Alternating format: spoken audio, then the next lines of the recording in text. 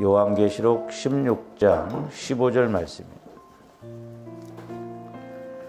같이 합독하십니다. 시작. 보라, 내가 도둑같이 오리니 누구든지 깨어 자기 옷을 지켜 벌거벗고 다니지 아니하며 자기의 부끄러움을 보이지 아니하는 자는 복이 있도다. 아멘. 계시록에서는 이제 5가지 복을 이렇게 말씀하고 있는데, 지난 시간에도 이제 말씀을 드렸습니다만, 첫째로는 계시록 1장 3절에 있는 말씀, 요한계시록의 말씀을 읽고 듣고 지키는 자가 복이 있다. 또한 요한계시록 22장 7절에서도 보면 말씀을 지키는 자가 복이 있다라고 그랬죠. 두 번째로는 이제 요한계시록 14장 13절 주 안에서 죽는 자가 복이 있다 그랬습니다. 그다음에 이제 세 번째로는 계시록 오늘 16장 15절에 보면 자기의 부끄러움을 보이지 아니하는 자는 복이 있도다 그랬죠. 이 15절 말씀은 보라, 내가 도둑같이 오리니 누구든지 깨어 자기 옷을 지켜 벌거벗고 다니지 아니하며, 그러니까 옷을 지켜서 벌거벗고 다니지 아니해야 부끄러움을 보이지 아니한다. 그러니까 재림 때에 이제 예수 믿는 저와 여러분들이 예수님 앞에 부끄러움을 보이지 아니해야 된다라고 그랬습니다.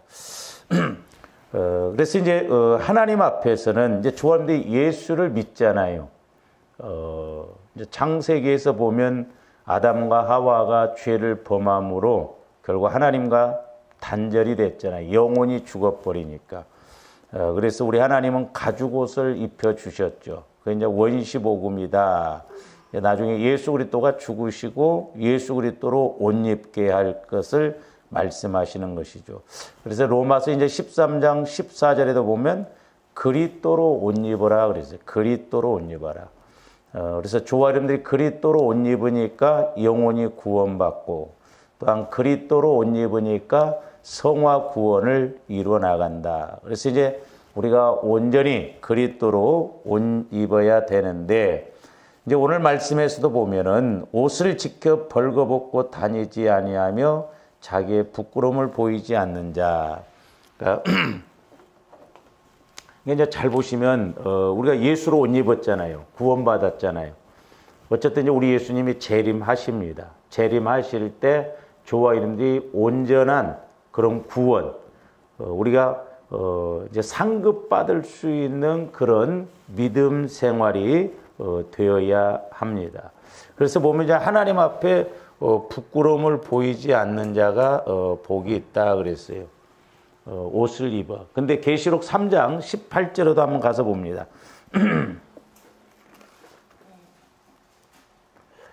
여기서는 뭐라고 그랬냐면 내가 너를 권하노니 내게서 불로 연단한 금을 사서 부요하게 하고 흰옷을 사서 입어 벌거벗은 수치를 보이자. 여기서는 벌거벗은 수치를 보이지 말라고 그랬어요. 그러니까 옷을 입어서 부끄러움을 보이지 않고 수치를 보이지 않는 자가 복이 있다라고 하는 것이죠. 이게 영적인 걸 말하거든요. 영적으로 우리가 하나님 앞에 부끄러움과 수치가 보이지 않는데, 이게 결국 뭐예요? 이 하나님 앞에 부끄러움, 수치라는 건 죄를 말하거든요. 죄성을 말한다라고 하는 것이죠. 근데 나중에 이 죄가 우리 주님 재림하실 때는 불신자들에게는 이게 두려움으로 옵니다. 두려움. 왜? 지옥으로 가기 때문에 그렇다 이 말이죠. 그래서 이제 저와 여러분들이 이 땅에서는 두렵고 떨림으로라고 하는 것은 두렵고 떨림으로 구원을 이루라고 그랬잖아요. 그것은 하나님에 대한 경외함에 대한 거예요. 마귀가 주는 두려움이 아니라 하나님을 경외하는 그 권위에 대한 두려움. 그걸 알고 믿으면 바로 믿을 수가 있죠. 어쨌든 이제 저와 여러분들이 날마다 하나님 앞에 이렇게 부끄러움과 수치를 보이지 아니해야 된다. 왜? 우리 예수 믿는 사람들은 죄가 있으면 이제 자범죄 문제잖아요. 원죄 문제는 해결되어졌어. 그러니까 원죄 문제가 해결되어지지 않으면 나중에 이게 지옥 가는 두려움으로 사람들은 느끼거든요.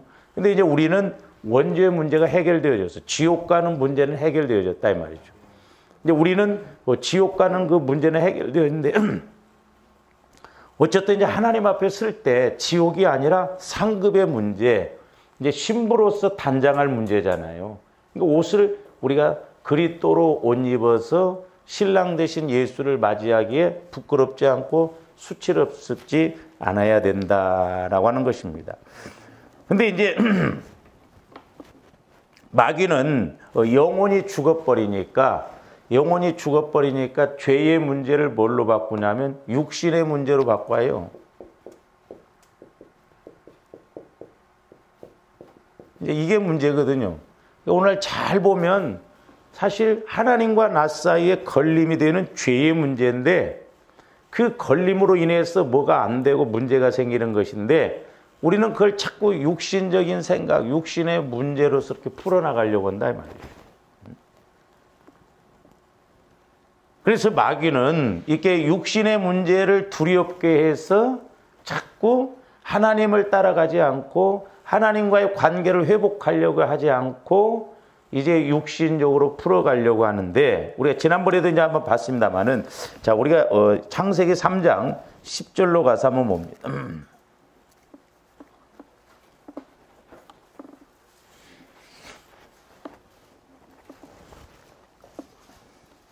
창세기 3장 10절 이르되 내가 동산에서 하나님의 소리를 듣고 내가 벗었으므로 두려워하여 숨었나이다 그랬죠.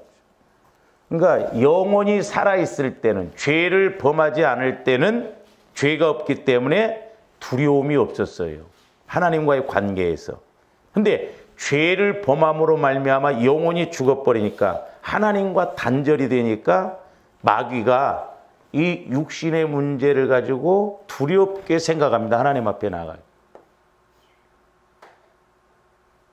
조원님들이 자꾸 이제 기도하면서 성령을 통해서 이 우리의 창세기 3장 말씀을 좀 조명받으면 아 원인이 이거구나. 아 해결책이 이거구나라는 것을 깨달을 수가 있는 것입니다.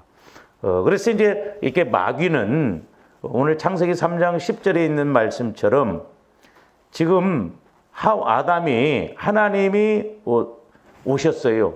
아담을 찾으러 오셨거든요. 근데 하나님의 소리를 듣고 두렵다라고 그랬어요. 그러니까 사실 죄 때문에 두려운 거거든요. 이게 정확하게 말하면, 영적으로 말하면. 근데 죄의 문제를 꺼내놓지 않고 육신의 문제를 꺼내놓고 두렵다라는 거예요. 그러니까 이게 앞뒤가 안 맞잖아요. 제가 이건 이미 여러 번 설명을 드렸죠. 그래서 이제 이 아담이 영혼이 죽어버리니까 하나님이 찾아오셨을 때 그가 핑계대고 이유되는 이 두려움 문제는 벗은 육신의 문제가 두려움이 아니라 하나님 앞에 죄를 범하로 말씀에 불순종한 그런 죄로 인해서 영혼이 죽으니까 두려움이 왔다 이 말이죠.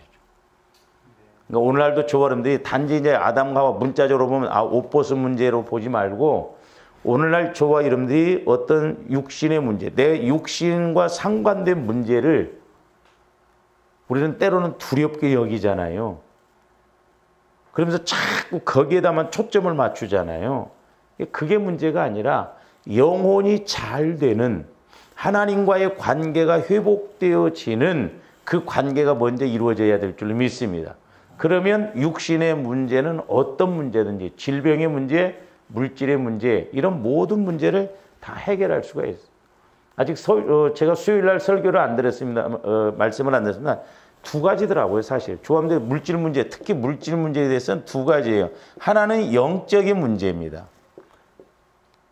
두 번째로는 물질을 이제 우리가 뭐 어쨌든 심어야 되죠. 그러니까 내가 물질을 심은데도 자꾸 문제가 온다. 이건 영적인 문제가 더 크기 때문에 영적인 문제. 그러니까 하나님과의 나 사이의 문제. 그 영적인 문제가 뭐예요? 결국 내 육신의 생각, 상처, 쓴뿌리 이런 걸로 인해서 내가 하나님과 자꾸 가로막히는 문제거든요. 근데 저도 이제 목회를 해보면서 어떤 때는 고민이고 저에 대해서도 마찬가지지만 여러분들에 대해서도 어떤 한계를 느끼는 것이 안 바뀌어준다는 게 문제죠. 우리 생각, 우리 마음 이런 것이 안 바뀌어지는 게 문제예요. 그러니까 제가 이렇게 새벽 기도나 이럴 때도 이렇게 기도를 하면서 느끼는 게 뭐냐면 참 우리 생각이 안 바뀌어지는구나. 끝까지 그렇게 갑니다. 그러니까 하나님과의 관계가 안 되니까 해답을 어떻게 보면 모르고 그걸 처리를 안 하니까 하나님이 일을 못해요. 두 가지예요. 이렇게 보면 하나님과 나 사이의 관계. 내 마음의 상처, 내 마음의 쓴뿌리, 내 마음의 죄성, 이 영적인 문제고 하나는 내가 물질을 얼마만큼 심었느냐 그런 문제다 이 말이죠. 그래서 자꾸 물질적인 이 문제는 이제 심고 뭐 이건 뭐 둘째 문제고 어떤 면에서는 하나님과 나 사이에 가로막힌 이 문제가 뭐냐. 그래서 우리가 이걸 잘 풀어가야 돼요.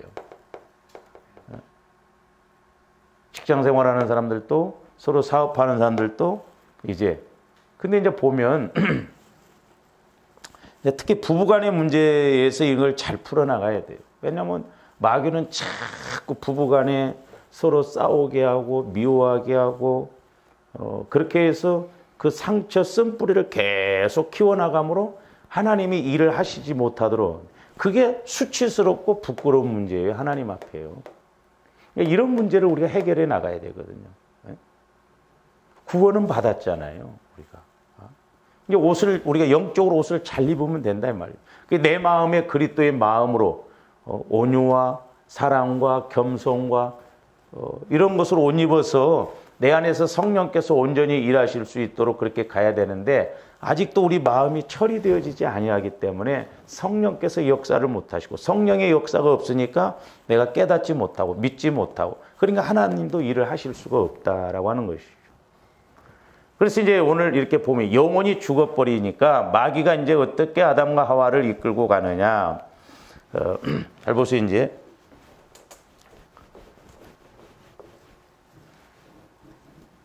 그러니까 이제 조아름들이 이것은 내가 하나님과의 관계에서 내가 문제구나. 이렇게 생각하면 해답이 쉽게 나오는데, 한 부부간에도 보세요. 절대, 내가 잘못했구나. 이렇게 말 안 합니다. 내 생각이 잘못되지. 그래서 제가 늘 말씀드리잖아요. 부부 문제는 50대 50으로 일단 놓고, 이쪽이 남편이 조금 더 잘못했느냐, 아내가 조금 더 잘못했느냐, 그래서 아내가 조금 잘못하면 70%고 남편이 조금 잘못하면 70%고 그래요. 그러니까 이제 끝까지 내 생각을 앞장세우고 가거든요. 그러면 해답이 안 나오더라. 성령의 인도를 통해서 하나님의 시각으로 보면 내가 옳다고 생각하는 것도 죄라고 생각하거든요. 어떻게 보면 조아름들이 이런 문제를 죄로 인식하고 이건 하나님 앞에 가로막히는 문제라 그렇게 생각하면 괜찮은데 그렇게 생각하지를 않거든요. 그러니까 계속 수평선 그어서 가고 이제 뭐 저도 이렇게 나이가 60이 넘어 보니까 이제 60이 넘으면 굳어져 버립니다. 안 바꿔져요. 이대로 이제 가다 끝나야 되는가? 어떤 데는 그런 생각도 막 들고 그래요.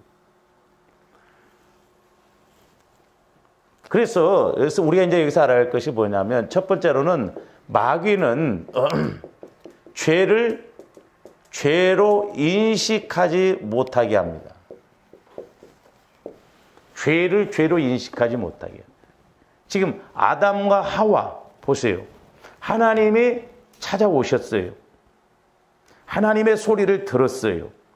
그러면 깨어 있었더라면 영혼이 죽지 않았더라면 내가 죄를 범했구나 이렇게 생각하는데 죄에 대해서 전혀 죄를 죄로 인식 못하게 합니다. 그리고 단지 옷 벗은 것에 대해서만 두렵다고 이야기를 해요. 옷 벗은 것. 그러니까 오늘날도 우리가 자꾸 하나님과의 관계 속에서 내가 어떤 육신적으로 환경적으로 어려운 것, 이것은 죄의 문제로 인해서 오는 것이구나. 하나님과 나와의 관계가 막혀져서 오는 것이구나. 이렇게 생각해야 되는데 아담과 하와 보세요. 서로 핑계댑니다.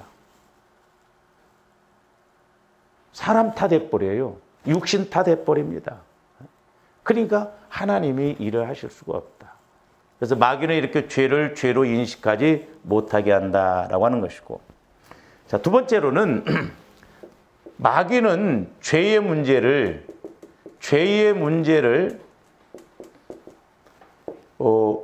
육신의 문제로 생각하게 해요.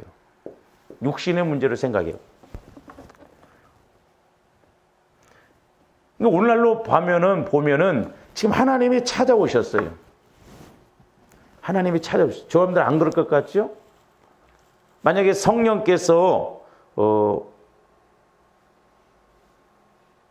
예를 들어서 제가 여러분들한테 성령을 통해서 이건 집사님의 문제입니다, 이건 권사님의 문제입니다 하면은 여러분들이 아멘 하겠어요? 아, 내 문제구나, 그렇게 생각합니까? 어떤 물질의 문제, 뭐 질병의 문제, 어떤 문제가 있을 때, 아, 이건 내 문제구나, 그렇게 절대 그렇게 생각 안 합니다. 돈을 안 벌어다 주니까, 사업이 안 되니까, 환경이 어려우니까 전부 육신의 문제로 이렇게 자꾸 치고 들어간다. 그러니까 실마리가 안 나오는 거예요. 실마리. 그 원인을 못 잡는 거예요. 저도 이렇게 창세기 3장 10절 수련회 때 다 끝났구나, 이 정도면 어느 정도 영적인 의미라는데, 아니, 이번에도 또 이렇게 기도할 때 또 이런 문제를 또 다시 반복해서 깨달아요. 그러니까 마귀는 철저하게 죄의 문제를 육신의 문제로 바꿔서 해결하려고 하고 그렇게 나간다 이 말이죠. 그래서 저와 여러분들 영혼이 자꾸 잘 되어져야 된다 이 말이에요. 그래서 영혼이 잘 되어져서 성령을 통해서 보면, 아, 이건 육신의 문제가 아니라 죄의 문제구나, 그렇게 깨달음이 와진다는 것이죠. 그래서 두렵게 합니다. 육신의 문제로 생각해서 두렵게 해요. 그러니까 보세요. 잘 보세요. 죄는 아까 우리가 계시록 시면 부끄럽고 수치스러운 문제라고 그랬죠.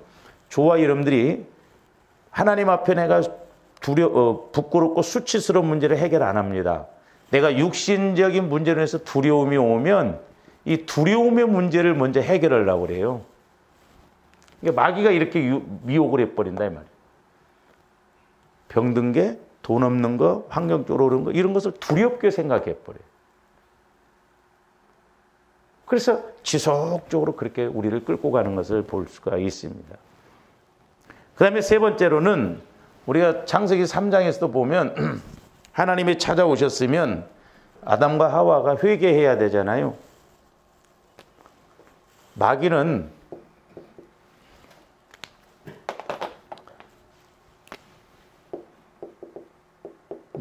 절대 회개를 못하게 하거나 죄에 대해서 자백하지 못하게 합니다. 참 신기하더라고요. 제가 상담도 해보면요, 목사님 제가 회개합니다, 그건 내가 잘못했네, 이런 소리 듣기가 어려워요. 전부 남편 탓, 전부 아내 탓, 전부 누구 탓이요. 당신 탓이다. 당신 탓. 회개하고 자백을 못하게 합니다. 그러니까 회개와 자백이 안 일어난다는 건 뭐예요? 그만큼 내 영혼이 아직도 병들었다든지 죽었든지 둘 중에 하나예요. 근데 영혼이 이렇게 살아있으면, 영혼이 성장하면, 성령의 조명을 받으면, 철이 들면 내가 찌그닥 하나님 앞에 회개 자백이 나오거든요.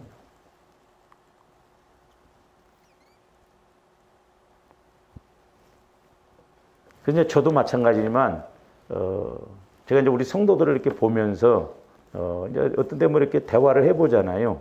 한마디씩 해보고 이렇게 해보면 참 저도 마찬가지지만 여러분들도 안 바뀌는 부분은 아직도 안 바뀌더라고요. 이미 성령께서 말씀을 우리 교회에 주셨음에도 불구하고 안 바뀌어요. 나에게 주신 말씀임에도 불구하고 안 바뀌어요. 이게 참 이런 데서 이거 참 안타깝구나. 마귀가 그런 걸 통해서 계속 그렇게 끌고 가는구나.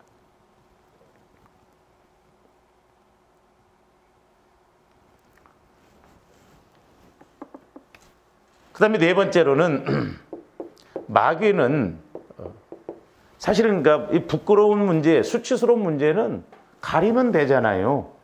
회개하면 간단한 문제예요. 그렇잖아요. 하나님이 막 우리를 잡아 죽이시는 분이 아니거든요. 회개하고 자백하면 그는 미쁘시다 의롭고 우리를 깨끗하게 불의에서 모든 불의에서 우리를 깨끗하다고 한다고요. 그러니까 이게 회개만 하면 되는데 참 우리 그 회개가 아니에요. 그 다음에 마귀는 죄의 부끄러운 문제를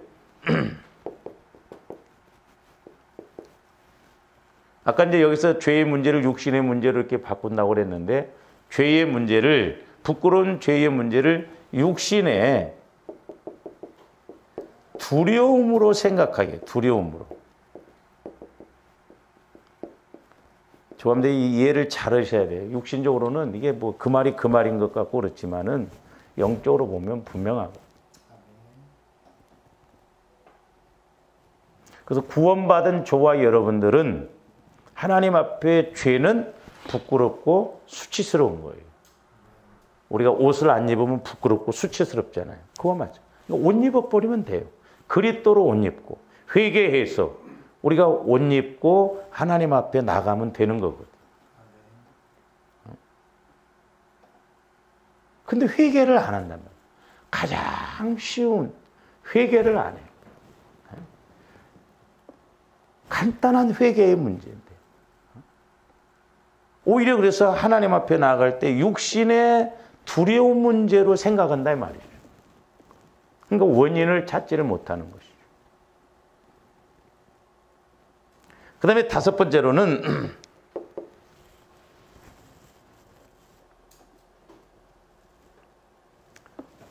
마귀는 부끄럽고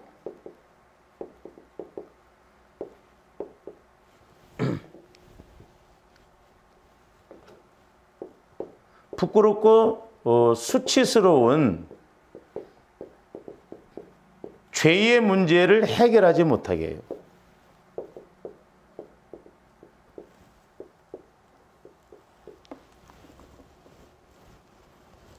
이게 처리를 못하게 합니다. 부끄럽고 수치스러운 죄의 문제. 그러니까 하나님 앞에 부끄럽고 수치스러운 것인데 우리는 그걸 처리를 안 해요. 그러니까 여전히 반복해서 또 그렇게 가거든. 안타까운 것이지. 영적으로 보면 부끄럽고 수치스러운 것인데 여전히 하나님 앞에 반복하면서 그렇게 간다. 마귀가 그렇게 우리를 못해.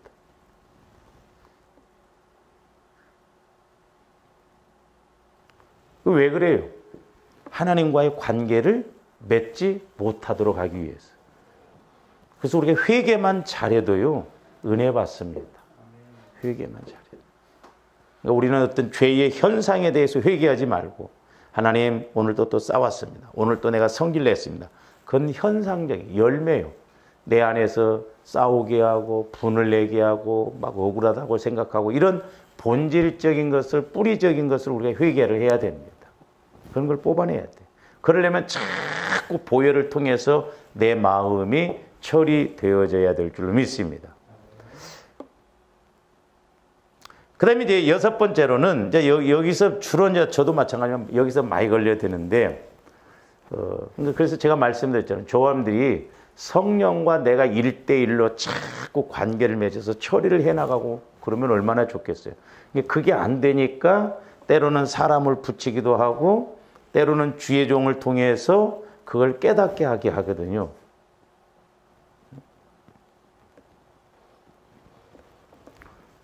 그래서 이제 마귀는 여섯 번째로 마귀는 자존심으로 이게 자존심이라는 건 마귀가 주는 마음이에요.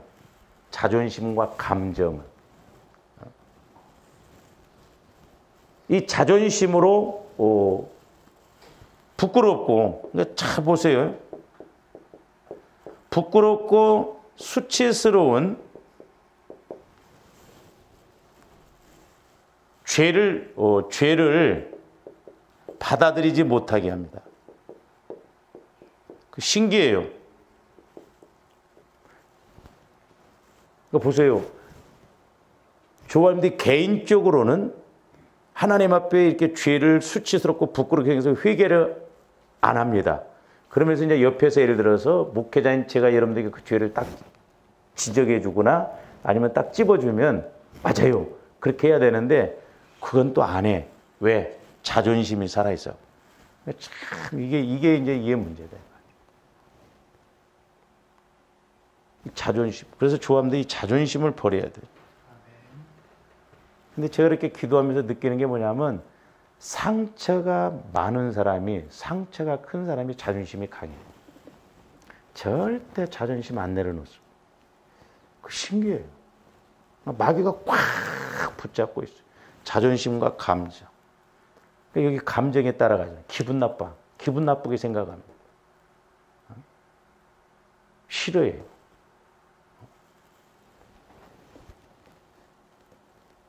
그래서 이제 우리가 이게 자존심으로 풀어보더라도요, 똑같습니다.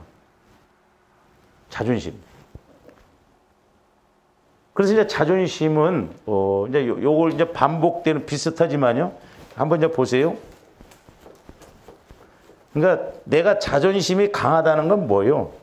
그만큼 마귀가 나를 강하게 붙들고 있다는 것이 돼요. 강하게.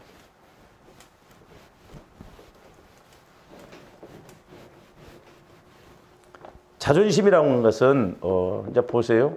이게 마귀가 주는 마음인데 첫째로는 자존심은 절대 죄를 시인하거나 인정하지 않아요.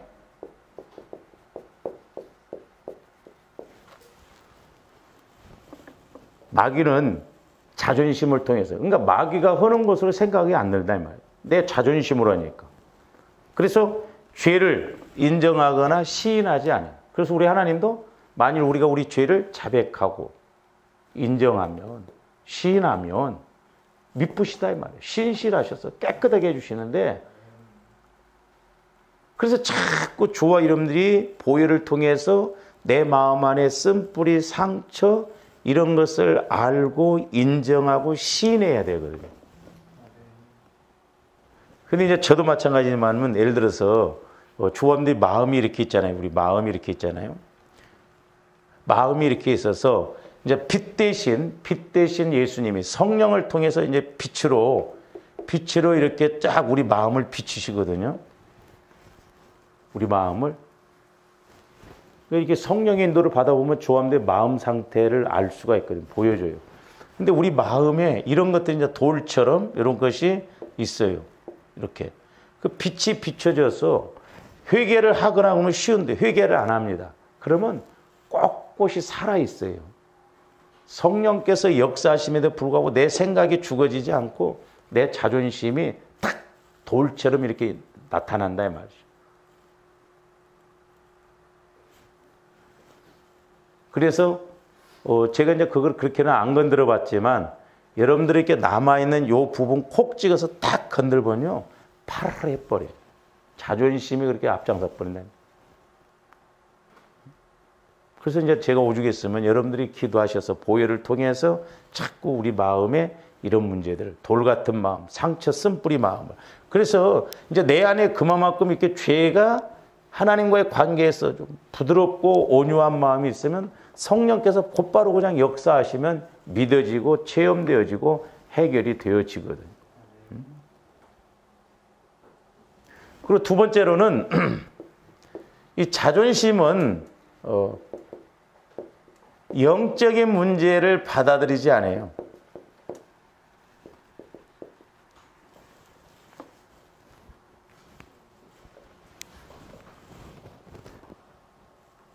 그러니까 이제 이렇게 대화를 해보더라도 그렇고 부부간에도 그렇고 이렇게 어떤 말을 하잖아요. 그러면 그 영적인 측면에서 이렇게 해석을 해야 되는데 그래야 그게 빨리 길이 생기는데 내 육신적인 생각으로 딱 생각해 버립니다. 육신적인 생각으로 자존심으로 생각해 버려요. 그러니까 안 바꿔요. 예를 들어서 뭐 여러분들이 좀 이런 거 이렇게 하십시오 그러면 내가 얼마나 벌써 얼마나 했다고 막 예를 들어서 밥을 좀 적게 먹으십시오. 그랬다고 밥써요. 그러면 맞아. 이게 밥 먹는 것이 욕심으로 와서 내가 이렇게 하나님 앞에 문제가 되는구나. 이렇게 생각을 해야 되는데 밥을 적게 먹으면 내가 뭐 얼마나 못 가니 뭐 그런 말을 하냐고. 이렇게 버리면 해답이 안 나와. 예를 들어서. 이런 경우가 많아요. 참 안타깝죠. 육신적인 생각으로. 육신적으로. 아니면 맞받아 쳐버리죠. 부부간에도. 서로. 그러는 당신이나 기도하라고 하고. 당신은 얼마나 기도하냐고. 그러니까 이렇게 이 자존심은 영적인 문제를 받아들이지 않아요. 근데 내가 성령의 인도를 받아보면 영은 영끼리 통하니까 성령께서 누구를 통해서 말씀하시던 그것이 나하고 딱 소위 말해서 매칭이 되거든요. 아다리가 되거든요.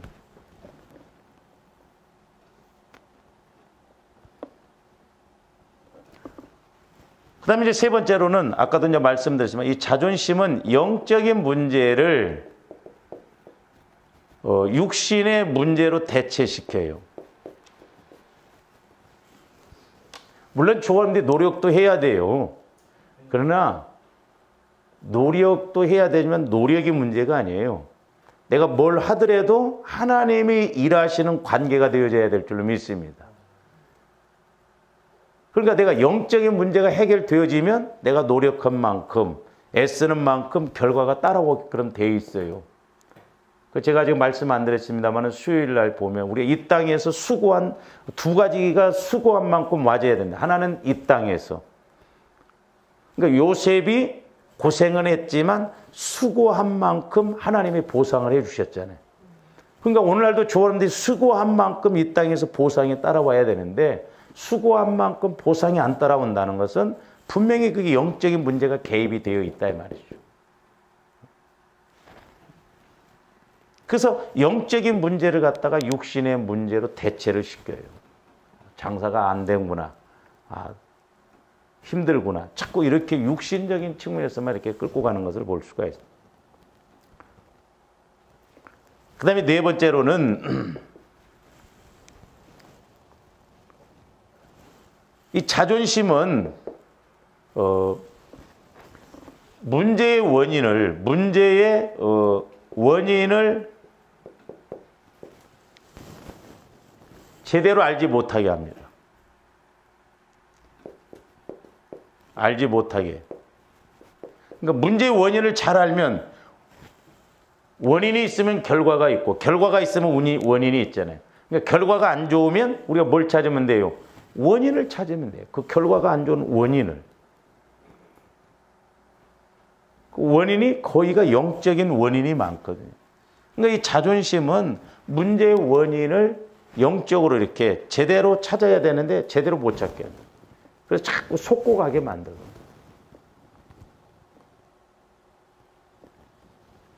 그 다음에 다섯 번째로는 이 자존심이라고 하는 것은 자꾸 육신의 문제만을 부각시킵니다. 육신의 문제만을 부각시켜서 죄의 문제를 모르게 해요. 죄의 문제를. 죄의 문제. 그러니까 이제 우리가 뭐 이렇게 안 되면, 이게 뭐 부부들도 그렇잖아요. 가정마다 보면 이제 뭐가 안 되면 자꾸 니 탓, 내 탓, 니 탓, 내 탓. 육신의 문제만을 부각시켜서 당신이나 나나 이런 문제를 해결해야 된다. 그런 생각을 안 갖는다니까. 자꾸 사람 탓해버려요.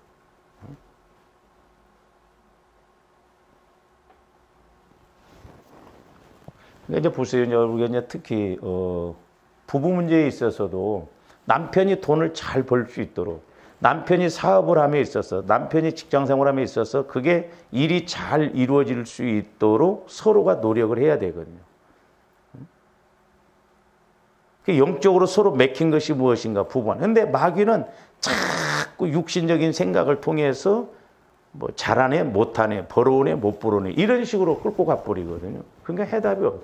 문제를 안고 그 문제 속에서 자꾸 니 탓, 내 탓 해버리고 육신의 문제만을 부각시켜서 그렇게 가면 해답이 안 나온다니까. 그래서 우리가 자꾸 기도해서 이런 가로막힌 죄를 해결해야 될 줄로 믿습니다. 그러니까 조합들이 예수 믿었으면 우리가 예수 안에서 분명히 해답을 얻고 가야 돼요. 저도 늘 고민이 그거예요. 근데 아무리 목회자인 내가 성령을 통해서 말씀을 받아서 여러분들한테 준다 할지라도 여러분들이 기도하지 않고 육신의 귀로 듣고 끝나버리면 아무런 의미가 없더라고요. 그게 고민이에요. 그러니까 이렇게 서로 부딪혀야 소리가 나잖아요. 그러니까 영적으로 뭔가 서로 나도 기도하다가 이런 문제를 깨달았는데 또 목사님을 통해서 이렇게 말씀을 주시는구나. 우리 교회에 이런 말씀을 주시는구나. 그걸 자꾸 내 것으로 가져가서 내 것으로 만들어서 내가 이렇게 보고 깨닫고 가야 된다 이 말이죠.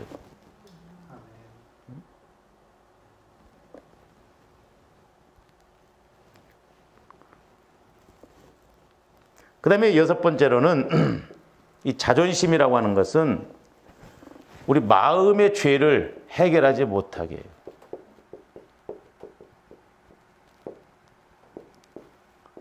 내가 어두움 가운데 있으면 내 마음의 죄가 뭔지를 몰라요.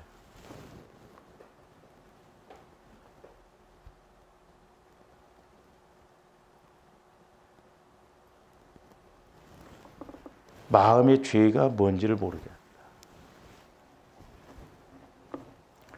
그러니까 보세요. 아담이 숨은 것은 벗어서 숨은 게 아니에요. 잘 알아야 돼요, 우리가. 아담이 숨은 것은, 그러니까 말씀에 불순종하잖아요, 지금. 하나님이 찾아오셨음에도 불구하고, 얼른 회개하고, 하나님, 내가 죄를 범했습니다. 따먹지 말라는 선악과를 따먹었습니다. 회개합니다. 용서해 주세요. 하면, 바로 해결이 됐을 거예요. 근데 하나님이 직접 찾아오셨음에도 불구하고 회개를 안 해요. 그러니까 이건 뭔 말이에요? 오늘날도. 조합대 육신을 감정을 앞장 세우면 하나님이 내게 아무리 말씀하셔도 내 육신으로 감정으로 대해버립니다. 그러면 해답이 안 나오더라고요. 더 이상 전진이 안 돼요. 그것으로 끝나버려요. 자꾸 더 연결이 되어져서 이렇게 그렇구나 하면서 내 문제가 해결되어지고 하나님 앞에 나가야 돼요. 그러니까 지금 아담이 숨은 것은 벗어서 숨은 게 아니에요. 부끄러워서 숨은 것도 아닙니다. 두려워서 숨은 것도 아니에요. 뭐 때문에 숨은 거예요? 영혼이 죽어버려서 죄 때문에 숨은 거예요. 죄 때문에. 하나님이 지금 오셨음에도 불구하고 하나님 말씀을 불순종해요. 그러니까 보세요. 참 이게 신기한 것이 아담과 하와가 영혼이 딱 죽으니까요. 하나님이 찾아오심에도 있어서 저는 그렇게 느껴져요. 아담아 내가 있느냐 어디 있느냐니까 육신의 소리만 팡팡 해다녀요. 그러니까 자존심 갖고 자존심만 막 내세우는 거예요. 언제는 막 뼈 중에 뼈요 살 중에 살이라고 하는 하와를 갖다가 하나님이 내게 주신 그 여자가 따먹게 해서 막 대든다니까요. 자존심 내세워서 막 그러니까 예를 들어서 성령께서 저와 여러분들에게 어떤 문제가 있으면 네가 잘못이다. 너 죄 때문에 그렇다면 맞습니다. 그러게 되는데 왜 나 때문에 그렇습니까? 안 믿습니다. 우리가 순종 안 해요. 우리는 꼭 걸고 넘어지려고 하는 심성이 있거든요. 아내 탓하고 남편 탓하고 그렇게 끌고 가버려요. 그만큼 내가 어두운 감. 그러니까 왜 숨었나? 죄 때문에 숨은 거예요. 하나님이 찾아오셨는데도. 벌거벗은 것도 아니에요. 두려워서 그런 것도 아니에요. 그 죄 문제로 인해서 마귀가 영혼이 죽어버리니까 하나님을 못 만나게 한다 이 말이죠. 회개를 못해, 관계를 못 맺게 한다. 그러니까 마귀도 오늘날 조합들을 그렇게 공격하면 마귀는 대성공이거든요. 하나님과의 관계만 안 이루어지면 마귀는 대성공. 와서 기도도 해라, 와서 예배도 드려라, 교회도 다니라. 근데 하나님을 못 만나게 만들어 버린다면 이게 비극이에요. 조금대 하나님을 만나야 돼요. 하나님을 만나야 됩니다. 어떻게 해서라도 하나님을 그러니까 내가 하나님을 못 만나고 성령의 음성을 못 듣고 예를 들어서 주님과의 관계가 안 맺어진다고 한다면 심각하게 생각해 봐야 되는데 왜 우리가 환경적으로 힘들고 어려운 것은 그렇게 심각하게 생각하면서 하나님과의 관계가 맺어지지 않는 것에 대해서는 그렇게 심각하게 생각을 안 하는 거예요. 조금씩 고민하면서 과연 도대체 내 문제가 어디에서 맥혔는가? 내가 왜 이렇게 안 되는가? 저는 그렇게 생각해요. 분명히 성령께서 우리 교회에게 주시는 메시지를 제가 들어보면 또 설교를 하면서 느끼는 게 뭐냐면 우리가 가져가야 할 말씀이다.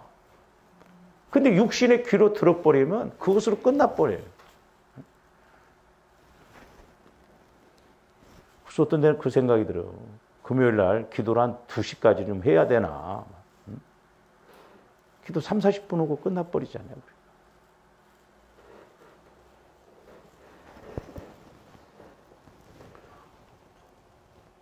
그래서 우리에게는 하나님이 창조하신 속성이 있기 때문에, 그러니까 불신자들이라도 보세요. 제가 저번에도 말씀드렸죠. 죄를 짓고 끌려다니고 가리잖아요. 그렇게 사람을 죽일 정도로 뻔뻔하면 다 이렇게 한대요. 근데 이런 사람이 있는가 하면 다 이런 사람들이 있어. 말세에 가면 더 그래. 이 내용을 한번 보시죠, 여러분. 자, 잘못하고도 뻔뻔한 사람이 있죠. 그 좌파, 그가 얼마나 무서운가를, 저는 그 영적 실체를, 세상에 내가 목회자인데, 그냥 총이 있으면 쏴버리고 싶더라니까. 그러니까 나는 그걸 느껴요. 그러니까 나도 느끼지만 그 국민들의 막 그런 어떤 분노라는 것이 괜히 그 사람이 잘못해서 그런 게 아니고 그 영적인 문제입니다. 그러니까 막 의분이 와져버리는 거예요. 마귀가 그렇게 역사하니까 그래요. 그 4장 2절 한번 보세요. 디모데전서 4장 2절. 가끔 죄수 중에 그것도 그러잖아요. 막 그 사람 죽인 그때 누구요? 자기가 다시 또 그 일 벌어져도 또 죽인다는 거야. 그렇게 뻔뻔해서 그건 왜 그래요? 화인 맞아버려요. 마음에. 영적으로. 그럴 수가 있을까 한데 마귀가 완전히 그 마음을 사로잡아요. 보세요. 디모데전서 4장 2절. 자기 양심이 화인을 맞아서 외식함으로. 여기서 외식함이라고 하는 것은 자신을 꾸며서 정체를 숨김으로 상대방으로 하여금 자신의 정체를 알지 못하게 하는 거예요. 그러니까 마귀가, 그래서 우리가 앞으로 이렇게 보면 나라 돌아가는 모습이나 저런 뭐 살인자들이나 막 정치한 사람들 그 뻔뻔히는 걸 보면 마귀가 그 안에 숨어서 저렇게 역사하는구나. 유럽이 좌파가 다 이렇게 지배를 해서 지금 경제적으로 교회들이 다 무너져 버렸습니다. 교회가 무너지면 다 무너지거든요. 왜? 하나님이 일을 안 하시면 다 무너지게끔 돼 있거든요. 그러니까 마귀가 지금 이렇게 여기를 공격하기 위해서 지금 이렇게 돌리거든요. 그러니까 우리가 이걸 알아야 돼요. 그러니까 여기 있을 때는 몰라요.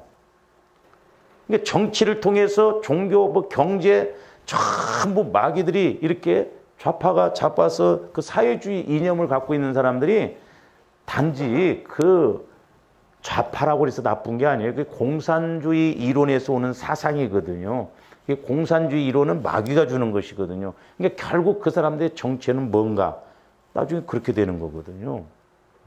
어떻게 보면 이번에 이 사회주의 좌파의 정체가 드러난 것에 대해서 감사해야 돼요. 얼마나 뜨겁습니까 아마. 뻔뻔해져. 그 양심에 화인 맞음으로 의식이 하니까 그렇다 이 말이죠. 그러니까 이게 영적인 존재이기 때문에 그렇다. 그러면서 뭐라고 그래요? 의식함으로 거짓말하는 자들이다. 거짓말도 너무 쉽게 버리잖아요. 넘어가 버리고.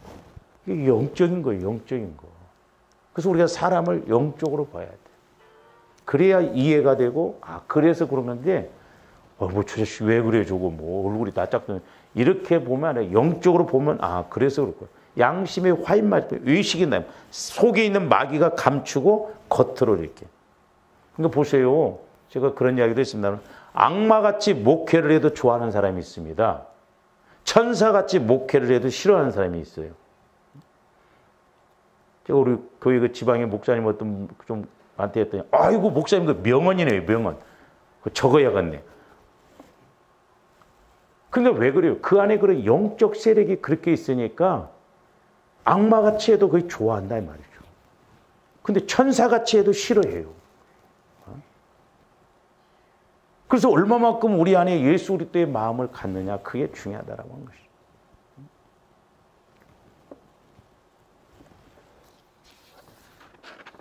그다음에 이제 네 번째로 요한계시록에서 보기는 것이 우리 계시록 19장 9절 한번 봅니다. 이 부분은 이런 부분은 그냥 읽고만 넘어갑니다.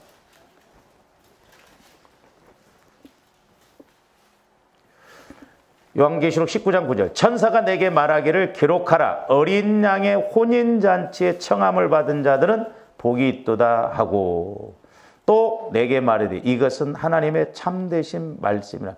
혼인잔치. 우리 예수님 재림하실 때 조함대 첫째 부활에 들어가는 천년왕국에 들어가야 돼요. 그래야 복이요. 그래야 천년왕국에 들어가서 천년 동안 왕노릇하다가 영원 천국으로 가게 되거든요. 그러니까 사도 바울은 그것을 그렇게 두려워했거든요. 혹시나 거기에 못 들어갈까 봐. 신랑 되신 예수님을 맞이해서 우리가 혼인잔치에 들어가요. 이제 우리가 성경에도 보면 혼인잔치에 청함을 받았는데 예복을 안 입은 사람들이 있잖아요. 우리가 예수를 믿었는데 혼인잔치에 참여하지 못한다고 한다면 이거 부끄러운 구원이다. 그래서 하나님 앞에 부끄럽지 않는 자가 혼인잔치에 들어갈 확률이 높습니다. 그래서 늘 우리는 깨어있어 마귀를 이기고 신부 준비를 해야 됩니다. 우리 마태복음 25장으로 가서 한번 봅니다.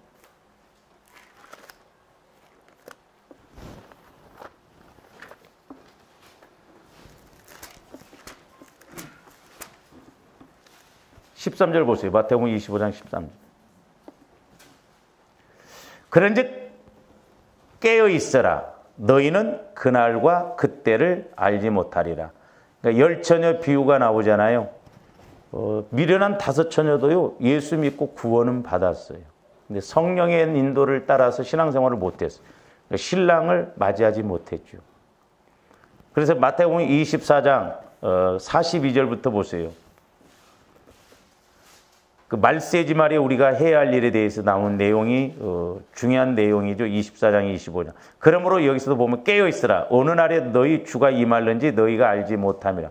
너희도 아는 바니 만일 집주인이 도둑이 어느 시각에 올 줄 알았더라면 깨어있어 그 집을 뚫지 못하게 하였으라. 그러니까 깨어있어요. 성령의 인도를 받아서 신앙생활을 해야 돼. 이러므로 너희도 준비하고 있으라. 생각지 않는 때에 인자가 오리라. 늘 부끄러움 우리가 수치를 당하지 않도록 그리스도로 옷 입어서 늘 성령의 인도를 통해서 예수님이 언제 재림하시든지 우리는 첫째 부활에 들어갈 수 있는 알곡신앙이 되어지는 그런 은혜가 있어야 될 줄로 믿습니다. 그 다음에 마지막 5번째로 보면 계시록 22장 14절 한번 봅니다.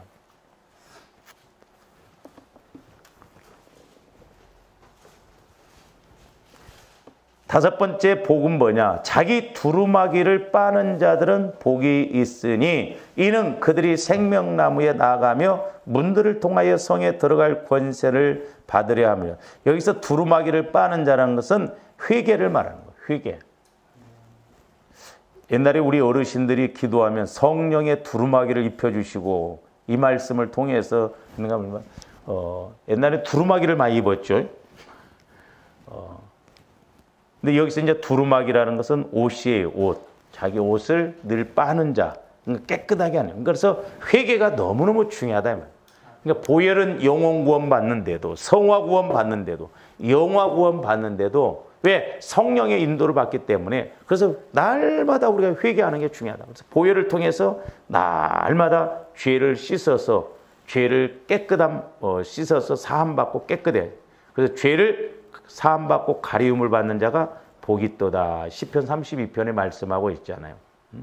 그러므로 마지막 5번째 복에서도 보면 죄를 씻는 자, 죄를 회개하는 자, 내 마음의 그런 어두움의 세력들을 떠나가게 하는 그것이 복이 있다라고 하는 것이죠. 그래서 조합들이 말씀을 통해서 자꾸 내 마음이 성화가 이루어지고 또 말씀을 침노해서 영적인 문제가 해결되어지므로 육신적인 물질적인 환경적인 사람의 문제도 해결되어지는 저와 여러분들이 되어야 될 줄로 믿습니다. 기도하십시오. 사랑의 주님 감사를 드립니다. 이제 우리가 요한계시록에서 5가지 복을 상고를 했습니다. 이제 우리가 그 의미를 잘 알게 하여 주시고 날마다 우리들 보혈을 통하여 회개하고 또한 성령의 인도를 받음으로 결국 우리 주님 언젠가 재림하실 때 신부로서 알곡신앙으로서 첫째 부활에 들어가서 영원토록 아버지 하나님 영광 돌리고 면류관 받아들 수 있는 저희들 되게 하여 주시옵소서. 감사를 드리오며 예수 그리스도 이름으로 기도하옵나이다. 아멘.